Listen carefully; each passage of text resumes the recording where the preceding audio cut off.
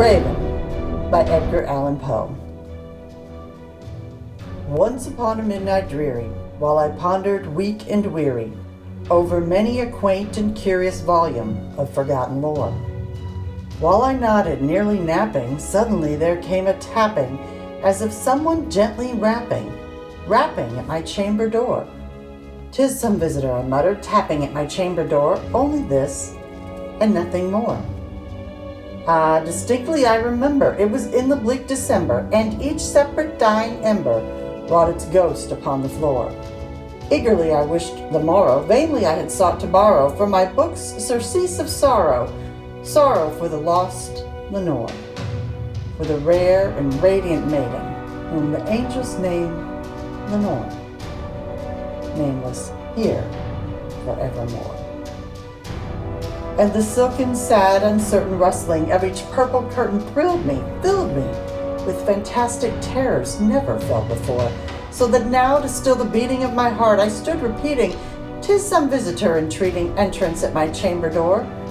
Some late visitor entreating entrance at my chamber door. This it is, and nothing more." Presently my soul grew stronger, hesitating then no longer.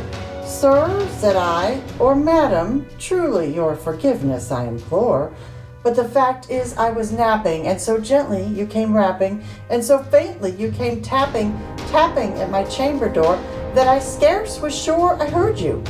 Here I opened wide the door. Darkness there, and nothing more. Deep into that darkness peering, long I stood there, wondering, fearing, doubting, dreaming dreams no mortal ever dared to dream before.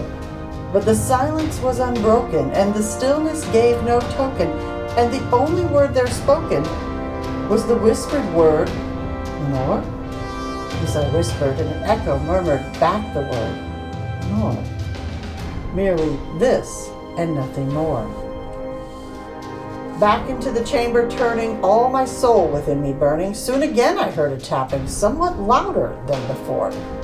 "Surely," said I, "surely that is something at my window lattice. Let me see then what the rat is, and this mystery explore. Let my heart be still a moment, and this mystery explore. 'Tis the wind, and nothing more." Open here I flung a shutter, when with many a flirt and flutter in there stepped a stately raven of the saintly days of yore. Not the least obeisance made he, not a minute stopped or stayed he, but with mien of lord or lady perched above my chamber door. Perched upon a bust of Pallas just above my chamber door. Perched and sat, and nothing more.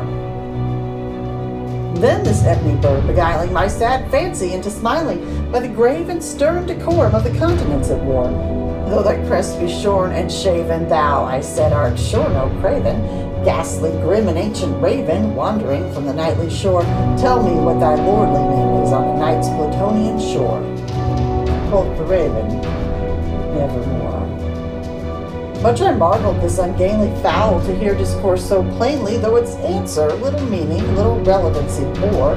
For we cannot help agreeing that no living human being ever yet was blessed with seeing bird above his chamber door, bird or beast upon the sculpted bust above his chamber door, with such a name as Nevermore.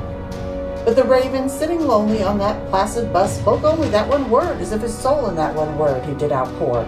Nothing farther than he uttered, not a feather than he fluttered, till I scarcely more than muttered, "Other friends have flown before.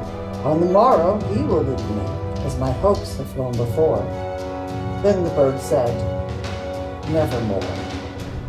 Startled at the stillness broken by reply so aptly spoken, "Doubtless," said I, "what it utters is its only stock and store, caught from some unhappy master, whom unmerciful disaster followed fast and followed faster, till his songs one burden bore, till the dirges of his hope that melancholy burden bore of nevermore."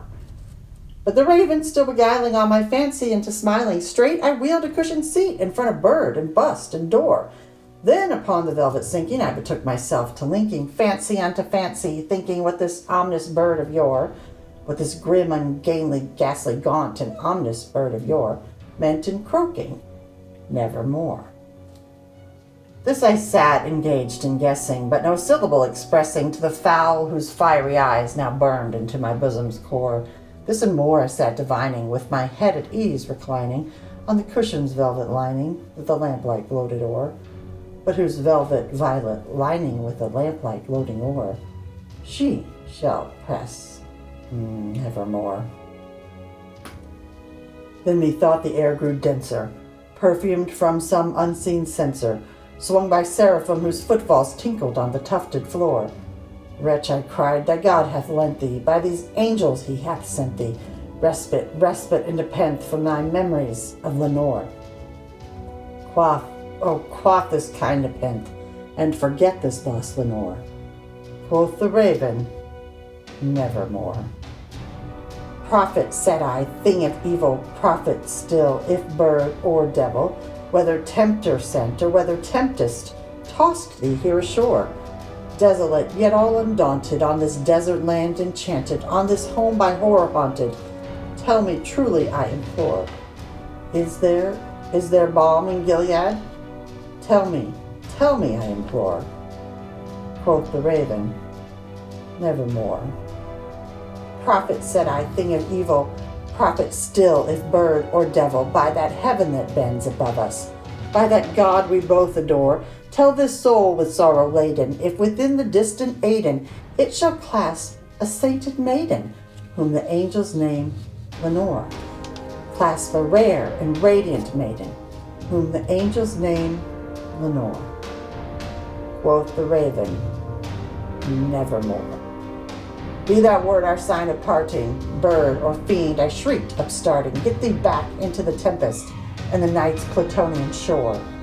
Leave no black plume as a token of that lie thou soul hast spoken. Leave my loneliness unbroken, quit the bust above my door. Take thy beak from out my heart, and take thy form from off my door. Quoth the raven, nevermore.